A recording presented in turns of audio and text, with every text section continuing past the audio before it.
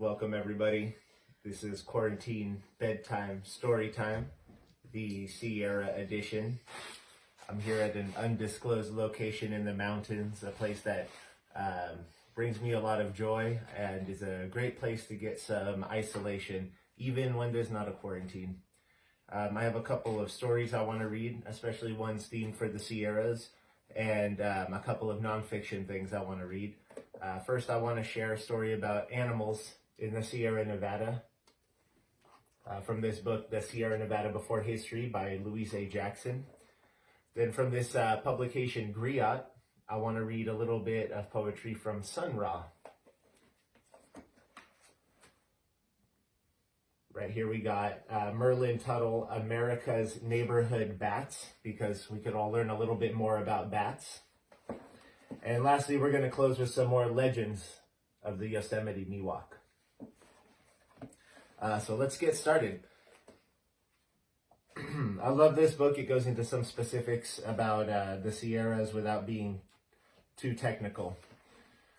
So this chapter is about animals, how the animal world was made. A Wook Chumni Wokut's tale. First, this world was only the sky. A large tree grew in the sky.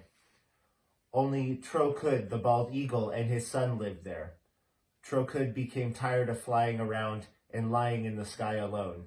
He said, "I am going to make the world." And then he made the world, all covered with water.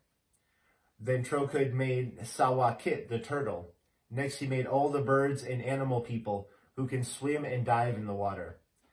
Then Trokud said, "We must have another kind of people." So he made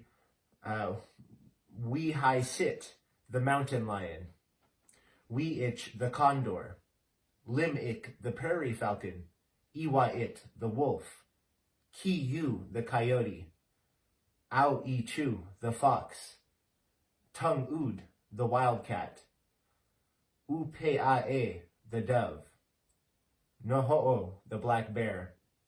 They lived together in the tree for a long time. But Yu the coyote was mean and sneaky, and he spoiled everything. Trokud saw that they could not live in the tree with Yu, so he decided to make some land. He called all the water people to come to them. "I want all of you to dive down in the water and get something I can use to make the rest of the world." All of the diving people tried hard to go to the bottom of the water and find something to make the rest of the world, but none of them could reach the bottom. Finally, Sawakit, the turtle, said, "I am going to the bottom this time and can get something." The turtle dived down and down until his front paws struck something soft. He caught a little mud in each paw and started back to the top with it. He almost drowned getting back, but Trokud saw him come up and took him up in his claws so he would not drown. He opened Turtle's paws and took the mud he had found. Trokud and Sit, the mountain lion, mixed the mud with seeds of the shepherd's purse plant. They put the mixture in the ceremonial mortar and allowed it to stand for 6 days. The mixture swelled until it filled the mortar. All the water people crowded around the tree. The people in the tree crowded around Trokud. It, the wolf, said, "Let me spread it." So Mountain Lion let him do it. And Noho'o, the bear, held the mortar. Wolf took some of the mixture in his hand. He asked Mountain Lion, "Which way shall I throw it?" Mountain Lion said, "First to the south, then to the west, to the north, and to the east." So Wolf did as he was told. By night of the 7th day, the water began to go away. At the end of 6 more days, it was all gone. Trokud sent Dove out as messenger. He was gone all day. And when he returned, everyone crowded close to hear what Dove had to say. "The water is gone," he said. "Only some lakes are left." Then Trokud said, "Everything is all right. We will go down to the new land." Then the tree came down to the land and became the oak tree, the first tree in the world. Then Trokud made all the rest of the birds and animal people. This is from a book called California Indian Folklore, and it's quoted here. But this book goes on to talk about animals in the Sierras. The history of animal life in the High Sierra region is a long and complex story. It is told through evidence that scientists gleaned from soil samples, relics, and modern technology. Around 250 to 240 million years ago, enough of the Earth's marine and land animals managed to survive the first known mass extinctions to be able to continue their development. By 220 to 150 million years ago, fish and shelled animals thrived in the seas, and reptiles, turtles, birds, and small mammals appeared on the land. The ancestral Sierra was home to amphibians and large reptiles until 65 to 60 million years ago, when a catastrophic asteroid hit the Earth. The climate cooled and another mass extinction took place, during which time most of the giant reptiles became extinct. It's the closest we probably got to dinosaurs. As the planet recovered, land mammals took the dinosaurs' place. Unitathares, elephants, creodonts, and the ancestors of horses, camels, and dogs. During the Paleocene-Eocene thermal maximum, high temperatures and drought caused mass extinctions of deep-sea species and created changing life forms on land. By 55 million years ago, mammals such as pigs, rhinoceroses, mastodons, llamas, saber-toothed cats, sloths, apes, and the ancestors of deer roamed the continents. When the North American continent went into a major ice age between 3.1 and 2.5 million years ago, the ice block northern seas lowered as much as 4 feet, and land bridges appeared. By 80,000 years ago, woolly rhinoceroses, mastodons, bisons, elephants, horses, musk oxen, reindeer, and bears had crossed over the Bering Land Bridge from Asia to North America. About 11,000 years ago, as many as 20 species of grazing mammal lived in California, including horses, tapirs, llamas, camels, pronghorn antelope, bison, mammoth, mastodon, shrub oxen, musk oxen, mule deer, elk, and bighorn sheep. That is quite a lot. The progression of animal species was not constant. Before 11,000 years ago, grazing animals were abundant in the Sierra region. But 10,000 years ago, the Inyo crater eruptions not only altered the eastern Sierra landforms, but also filled the atmosphere with particles that cooled the climate, changing plant zones and affecting animal populations. When a rapid warming trend followed, it created open forest ecosystems with shrubs and sagebrush understories, which fueled intense fires. During these conditions, the mastodon, shrub oak, musk oxen, horses, tapirs, llamas, camels, and bison all disappeared from the region. Centuries before modern man arrived, the distribution of the animal population had settled into fairly consistent patterns, although those patterns changed somewhat through the decades as drought periods and cold periods alternated. The animals of the High Sierra had an advantage over most species in North America, for the abrupt rise of the southern mountains gave them the ability to move relatively quickly to new locations during disasters and abrupt climate changes.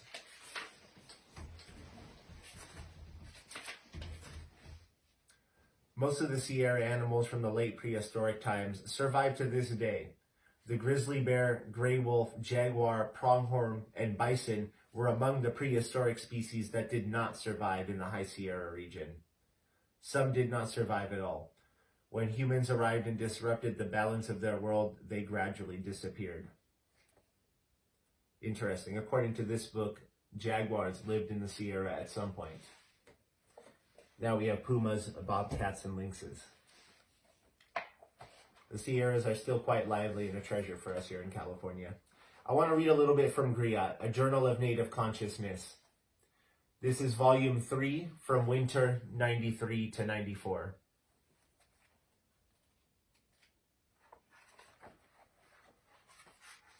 We can read a little bit about Sun Ra first. This is 4 poems by Sun Ra, with an introduction by Steve Hernandez Effingham. On May 30th, 1993, the legendary Sun Ra died in Birmingham, Alabama, at the age of 79. Sun Ra was more than a world-famous jazz pianist and bandleader. His career paralleled the development of African-American jazz in this century, from boogie-woogie to blues to swing to bebop to the cutting edge of avant-garde movement in the 60s and beyond. He really is amazing. Sun Ra was born Herman Blount in 1914 in Birmingham, Alabama. In the 1930s, he moved to Chicago and through the early 1950s held a series of prestigious musical jobs, backing the singers Joe Williams and Laverne Baker, and leading the house band of one of Chicago's better clubs, the Club de Lisa. He performed regularly as a sideman with many of jazz's more important musicians, including Coleman Hawkins and Stuff Smith. In 1946, the big band leader Fletcher Henderson moved to the Club de Lisa and hired Sun Ra as arranger. In the mid-1950s, he arranged what was to become his solar orchestra. Sun Ra recorded the band regularly, and it became a haven for jazz experimentalists. He moved to Philadelphia in the late 1960s, where he and his band lived in a cooperative situation ever since. For decades, the group had at its core such brilliant musicians as John Gilmore, Marshall Allen, and Pat Patrick. Sun Ra maintained this group until his death as a veritable university for musicians who passed through its ranks. Over the years, I have been fortunate enough to witness several performances by Sun Ra and the Solar Orchestra. The most memorable was a concert in Central Park in New York City in 1989. It was the most intense, joyous, and hilarious concert I've ever experienced. The band entered the stage, musicians, singers, dancers, all decked out in sparkling intergalactic regalia. A huge dancing papier-mâché puppet of Sun Ra 20 feet high and draped with an emerald green clock led a procession around the stage. After the members of the orchestra took their positions, the real Sun Ra emerged from backstage wearing the same outfit as the huge puppet. It was an afternoon I will never forget.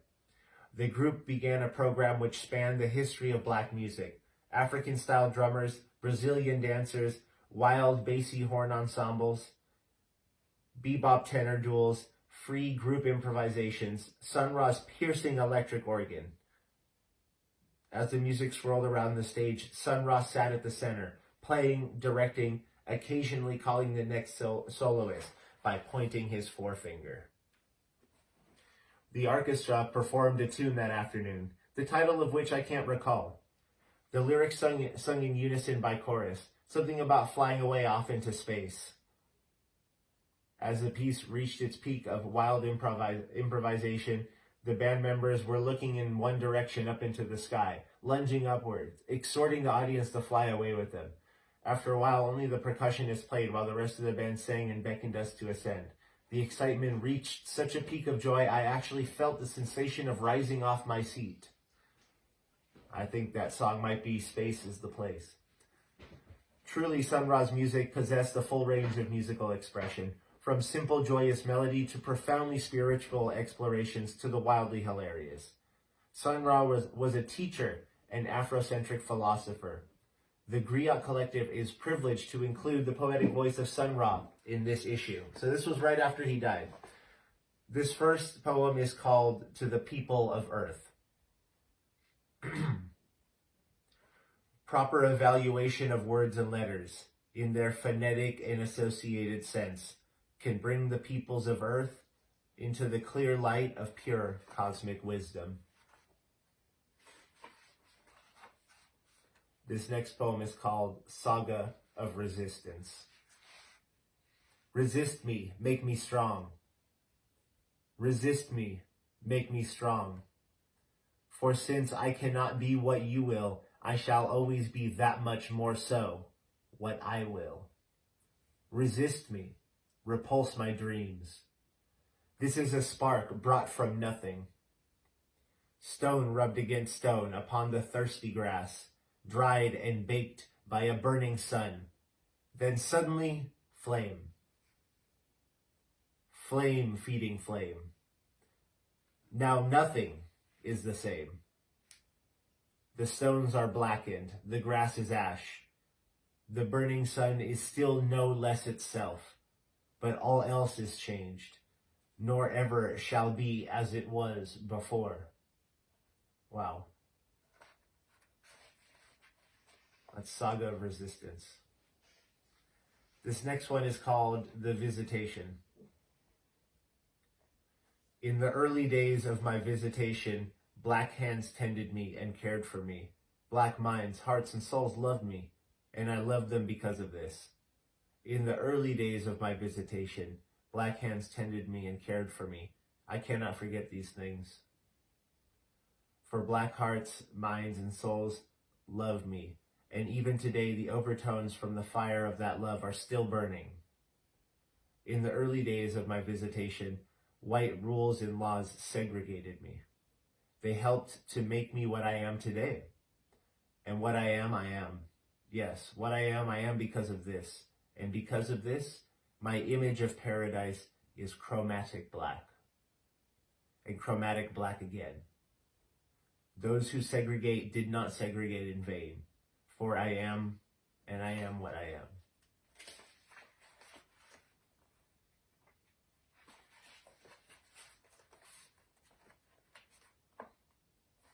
This last one is Of the Cosmic Blueprints.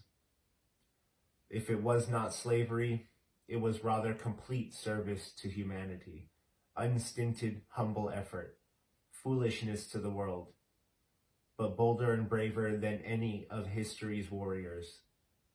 If it was not slavery, it was the activation of the cosmic blueprints, sowing seeds of cosmos rare, casting ever down to ever lift above. If it was not slavery, it was freedom not to be, in order to be ready for the discipline plane, for the other greater worlds. Thank you, Sun Ra. Listen to his music. I've never read his writing before, and that was really amazing. I'm going to end up reading the rest of that book later tonight. But I want to talk a little bit about bats. They've been getting a little bit of a bad rap in the news, and I think maybe they're just a little bit understood. Let me hold up this beautiful image.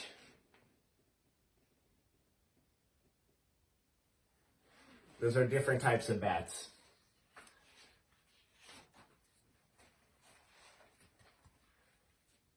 So this introduction is the world of bats.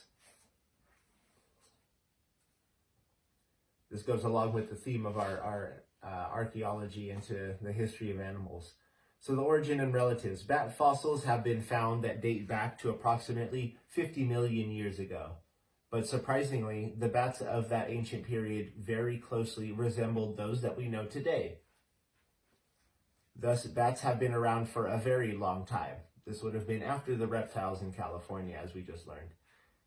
Before humans began to affect their numbers, bats were extremely abundant.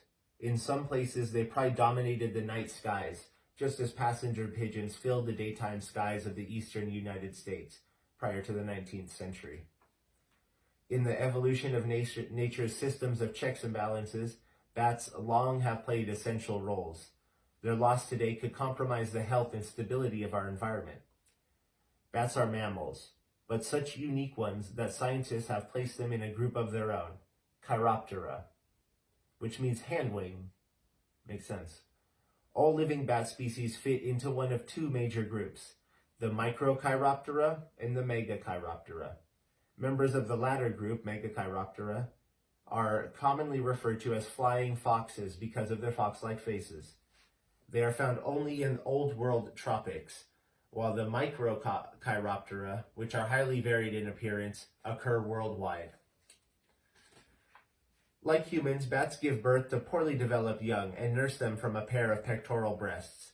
In fact, Linnaeus, the father of modern taxonomy, was so impressed by the similarities between bats and primates, lemurs, monkeys, apes, humans, that he originally put them into the same taxonomic group. Today, scientists generally agree that primates and bats share a common shrew-like ancestor, but belong to quite separate groups. A heated debate was recently triggered by the discovery that flying foxes, primates, and flying lemurs share a unique brain organization. Flying lemurs, apparently close relatives to the true lemurs of Madagascar, are a poorly known group of cat-sized gliding animals. that live in the Indonesian region, and like bats, are in a separate group of their own, Dermoptera. Both the micro and the Megachiroptera come from a single shrew-like gliding ancestor. Or did the flying foxes evolve separately from primates? If the latter notion is correct, are the unique brain characteristics sufficient reason for reclassifying flying lemurs and flying foxes as primates? The issue remains unresolved, but most scientists agree that bats are far more closely related to primates than to the rodents to which they are linked in the public mind. Now, their diversity and distribution. The nearly 1,000 kinds of bats amount to approximately a quarter of all mammal species, and they are found everywhere except in the most extreme desert and polar regions. Some 40 species live in the United States and Canada, but the majority inhabit tropical forests where, in total number of species, they sometimes outnumber all other mammals combined. Wow. Bats come in an amazing variety of sizes and appearances. The world's smallest mammal, the bumblebee bat of Thailand, weighs less than a penny, but some flying foxes of the old world tropics have a wingspan of up to 6 feet. The big-eyed, winsome expressions of flying foxes often surprise people who would never have thought that a bat could be attractive. Some bats have long Angora-like fur, ranging in color from bright red or yellow to jet black or white.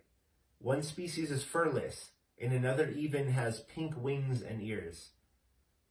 A few are so brightly patterned that they are known as butterfly bats. Others have enormous ears, nose leaves, and intricate facial features that may seem bizarre at first, but become more fascinating than strange when their sophisticated role in navigation is explained. So, navigation and migration for bats.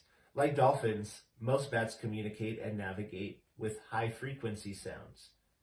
Using sound alone, bats can see everything but color, and in total darkness, they can detect obstacles as fine as a human hair. The sophistication of the unique echolocation systems surpasses current scientific understanding, and on a watt per watt, ounce per ounce basis, has been estimated to be literally billions of times more efficient than any similar system developed by humans. In addition, bats are not blind, and actually many have excellent vision. In temperate regions, cold winters force bats to migrate or hibernate. Most travel less than 300 miles to find a suitable cave or abandoned mine, where they remain for up to 6 months or more, surviving solely on stored fat reserves. However, several species of bats are long-distance migrators, traveling from as far north as Canada to the Gulf states or Mexico for the winter. A few species can survive short-term exposure to sub-freezing temperatures, enabling them to overwinter in cliff faces or in the outer walls of buildings. Typically, bats are very loyal to their birthplaces and hibernating sites. But how they find their way over the long distances that often exist between their hibernating sites and summer caves remains largely a mystery. It appears that some orient visually, using mountain ranges and other landmarks to guide them. But a few are known to have found their way even when blinded. Information about how to find obscure sites, such as a small cave entrance, apparently is passed on from generation to generation. Here's an interesting echolocation image.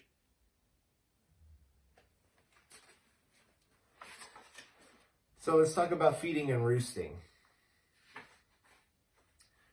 Although 70% of bats eat insects, many tropical species feed exclusively on fruit or nectar. A few are carnivorous, hunting small vertebrates such as fish, frogs, mice, and birds. Despite their notoriety, vampire bats make up only a small portion of bats. There are only 3 species, and they live only in Latin America. With the exception of 3 species of nectar-feeding bats that live along the Mexican border of Arizona and Texas, all bats in the United States and Canada are insectivorous. Bats can be found living in almost any conceivable shelter, though they are best known for living in caves. Many species that now live mostly in buildings do so, at least in part, because they have few alternatives. Tropical species occupy a wider range of roost sites than temperate species. For example, some make tent-like roosts by biting through the mid-ribs of large leaves, and several species have suction discs on their wings and feet that enable them to live on slick-walled cavities formed by unfurled leaves, such as those on the banana plant. Others live in animal burrows, flowers, termite nests, and even in large tropical spider webs. Despite the wide variety of roosts used by bats, many species have adapted to living in roosts of only one or a few types and cannot survive anywhere else. The ecological and economic values. Worldwide, bats play essential roles in keeping populations of night-flying insects in balance. Just one bat can catch hundreds of insects in an hour, and large colonies catch tons of insects nightly, including beetle and moth species that cost American farmers and foresters billions of dollars annually. Not to mention mosquitoes in our backyards. The 20 million free-tailed bats from Bracken Cave in central Texas eat more than 20 tons of insects in a single midsummer night. That's quite a lot. Throughout the tropics, the seed dispersal and pollination activities of fruit and nectar-eating bats are vital to the survival of rainforests, and some bats acting as keystone species in the lives of plants crucial to the ecosystem. Many plants bloom at night, using unique odors and special flower shapes to attract bats. The famous baobab tree of the eastern African savannas is a good example. Only bats approach from below in a manner likely to contact the flower's reproductive organs and achieve pollination. Of course, they do so because the plant rewards them handsomely with nectar. This tree is so important to the survival of other kinds of wildlife that it is often referred to as the tree of life. There's a little portion over here that states the agave plants from which tequila is produced are so dependent on bats for pollination that without them, the probability of successful seed production drops to 1,000th of normal. So without bats, there's no tequila or mezcal. Wild varieties of many of the world's most economically valuable plants also rely on bats for survival. Some of the better-known commercial products are fruits such as bananas, breadfruit, avocado, dates, figs, peaches, and mangoes. Others include cloves, cashews, carob, balsa wood, and kapok, which is a filler for life preservers, and even tequila, as we discussed. Most of the plants from which these products come from are now commercially cultivated, but the maintenance of wild ancestral stocks is critically important. They are the only source of genetic material for developing disease-resistant strains, rejuvenating commercial varieties, and for producing new, more productive plants in the future. We already know that there are more than 300 plant species in the Old World tropics alone that rely on the pollinating and seed dispersal services of bats, and additional bat-plant relationships are constantly being discovered. These plants provide more than 450 economically important products, valued in the hundreds of millions of dollars annually. Just one, the durian fruit of Southeast Asia, sells for $120 million each year and relies almost exclusively on flying foxes for pollination. Other products from these 300 plus plants include 120 for food and drinks, 72 for medicines, 66 for timber and wood derivatives, 34 for ornamentals, 29 for fiber and cordage, 25 for dyes, 19 for tannins, 11 for animal fodder, and 8 for fuel. Numerous additional bat-dependent plants of the New World tropics are of similar great importance. The value of tropical bats in reforestation alone is enormous. Seeds dropped by bats can account for up to 95% of forest regrowth on cleared lands.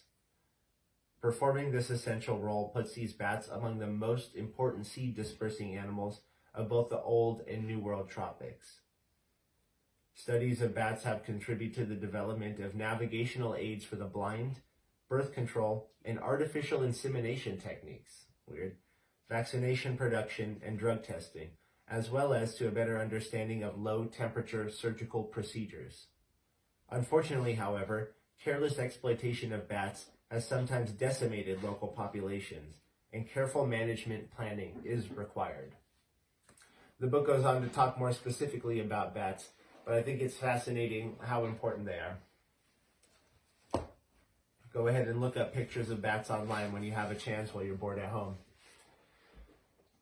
So, as usual, for quarantine bedtime story time, I want to end with some stories from my favorite book here, up at the cabin, Legends of the Yosemite Miwok.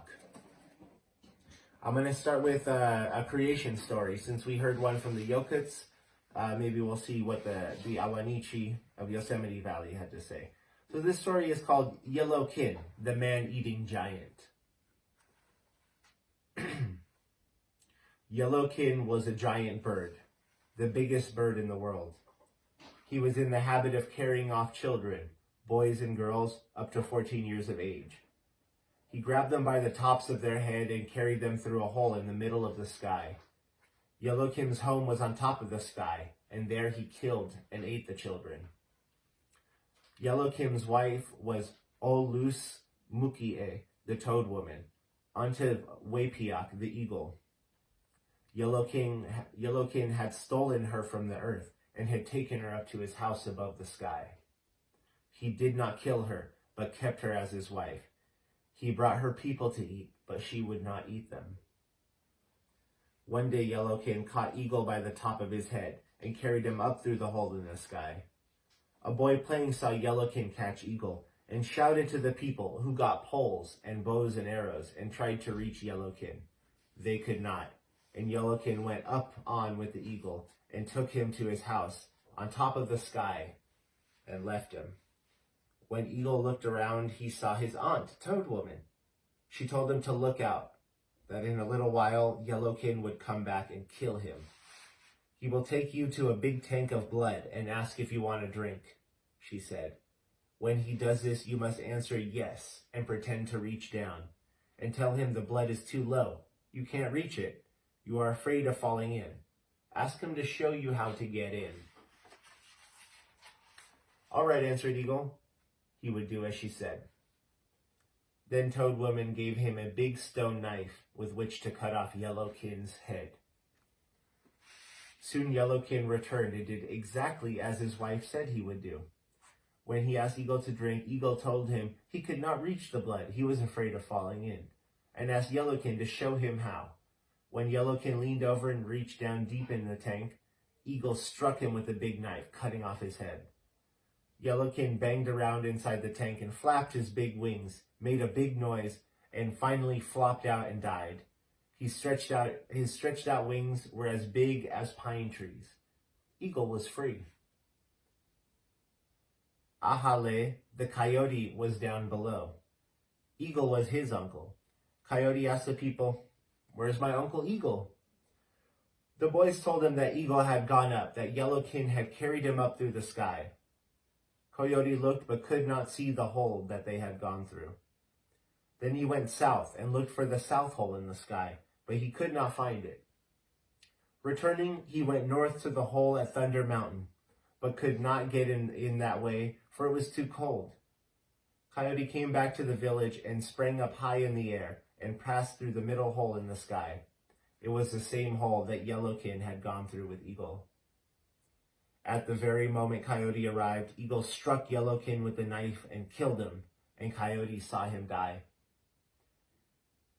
"It's a good thing that you killed him," Coyote said, and Eagle replied, "He has been stealing our children.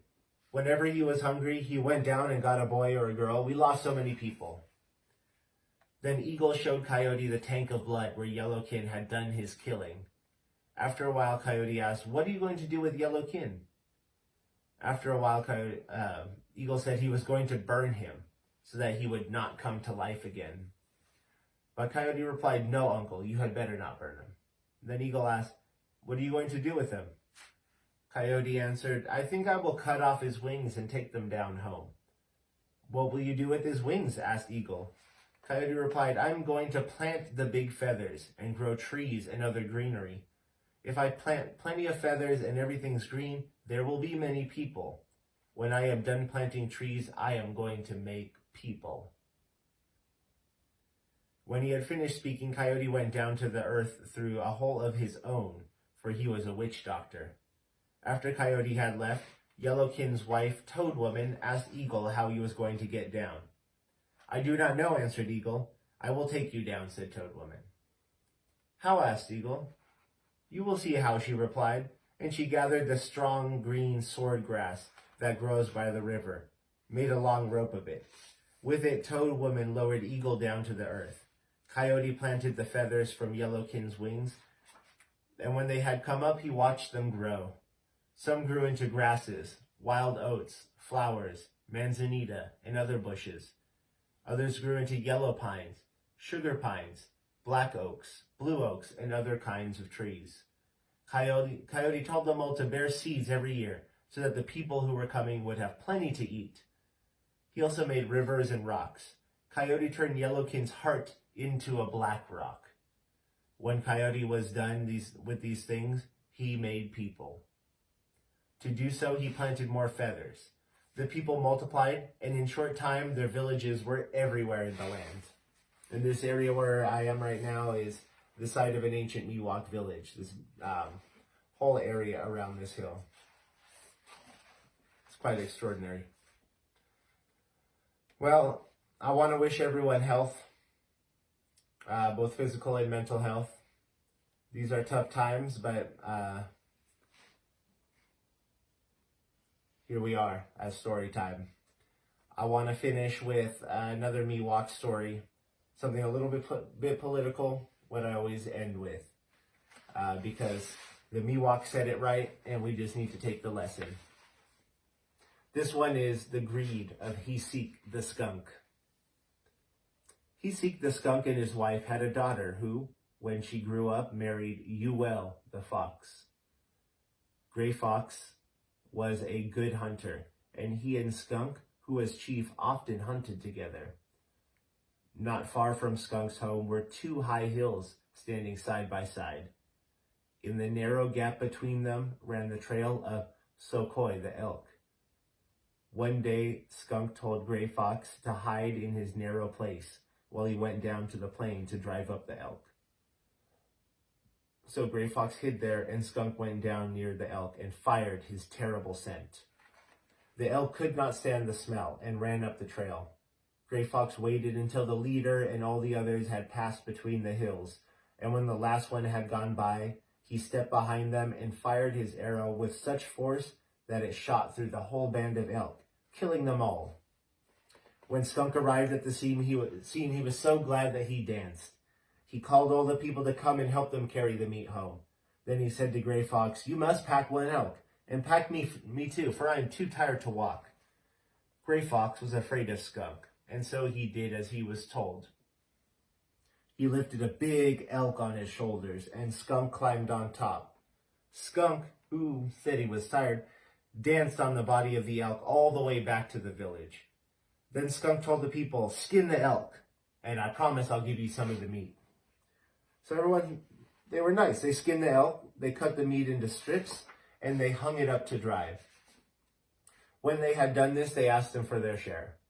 Skunk refused to give them any, but told them that they might eat acorn mush and pea-knoll. Then he turned around as if he were going to shoot his scent, and everyone was afraid. Skunk was so greedy that he would not give any meat to anyone, not even his own wife and daughter, nor his son-in-law who killed it. He put it all away to dry for himself. The next day he told Gray Fox to hunt again, and they did the same as before. When the elk were in the narrow pass between the hills, Gray Fox shot his arrow and killed them all, as before. Then Skunk called the people to come and carry the elk home, and made Gray Fox carry one, and he danced on top on the way, just as before. Again he told the people to skin the elk, and he would give them some meat for supper. But when they had skinned the elk and cut up the meat, he told them, eat acorns and peanut, and at the same time he turned to frighten them. Skunk took all the meat to dry for himself, just as he had done before. The people got very angry, but were afraid to do anything for fear Skunk would shoot them with his scent and kill them. They talked the matter over for a long time, and finally a wise man said, "What are we going to do? Must we hunt for him and pack for him? Pack his meat and skin it for him always, and not get any? We'd better kill him. But how can we do it so he will not shoot his scent and kill us?" Then Two-Wick the Badger spoke. He said, "We can kill him." And while Skunk was watching his meat so that no one would take any of it, Badger dug a big hole and built a fire in it. Someone asked him why he had made a fire. Badger replied, "Do you not know that Skunk is a great dancer and loves to dance? He's very proud. We will have a fire in the hole and cover over the top with sticks and leaves and earth so he cannot see anything. Then we will send for him to come and dance. And when he dances, he will break through and fall in, and we shall kill him." The people answered, "All right, all right." When it was dark, they sent a messenger to Skunk. He said, "You are a great dancer. We want you to dance tonight, and we will pay you well if you dance." Skunk is very greedy. He was pleased and answered, "All right, where shall I dance?" They took him to the place, and pointing to it said, "Right there." Skunk began to dance and sing, and everyone said, "Good, you're doing well. Keep on, you're doing just fine. Go ahead, you're surely a great dancer." And they flattered him, and he kept on and danced harder and harder, for he was very proud and wanted to show what he could do. After a while, when Skunk was dancing the hardest, the sticks broke, and he fell into the hole. The people were ready. They had a very big rock, which had taken very many people to bring. They were waiting, and the moment Skunk fell in, they pushed the rock quickly over the hole and held it down. They all climbed on top and held it down tight, so Skunk could not get out. The hot coals burnt Skunk's feet and made him dance. He was very angry and shot his scent so hard against the side of the hole that he pushed up mountains on that side. Then he turned the other way and shot against the other side and pushed up mountains on that side too. After this, his scent was gone, and the coals burnt him and killed him. Then all of his people were happy. The next day, the people had a great feast and ate all the dried elk meat they wanted. So I hope y'all got the metaphor in that story. I'm gonna end with that story every time. Thank you for joining me for quarantine bedtime story time, the occupied Miwok country edition. Please keep joining us. If this keeps you relaxed, I want everyone to have a nice, relaxing evening so that tomorrow you can go fight the man. So we'll see you next time here. Good night.